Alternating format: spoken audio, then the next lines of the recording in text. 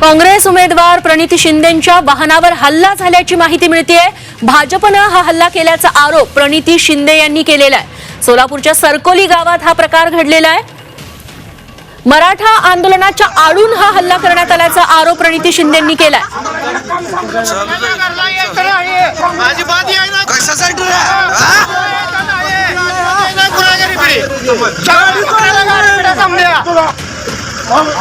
या आधी देखील प्रणिती शिंदे यांना मराठा आंदोलकांनी अडवलेलं होतं, मात्र आता त्यांच्या गाडीवरती हल्ला झालाय। मात्र हा हल्ला भाजपकडून करण्यात आल्याचा दावा आमदार प्रणिती शिंदे यांनी केलेला आहे।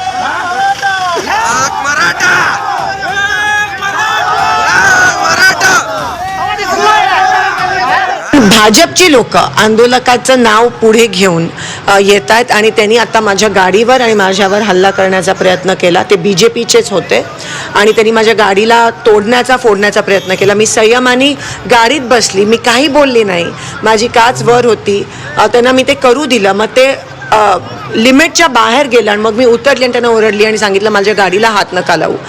पण ते ऐकण्याच्या मनस्थितीत नव्हते आणि एका महिला आमदाराच्या अंगावर येण्याचा त्या ठिकाणी प्रयत्न केला, माझ्या गाडीची तोडफोड केली।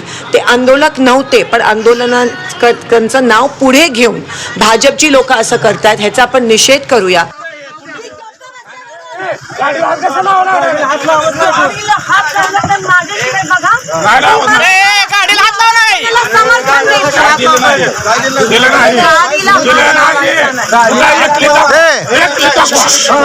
तुमच्या समर्थाची एक क्लिप दाखवा। आरक्षणाला तुम्ही समर्थन आवाज आमच्या गावात तुम्ही कशासाठी आलाय? कशासाठी आला?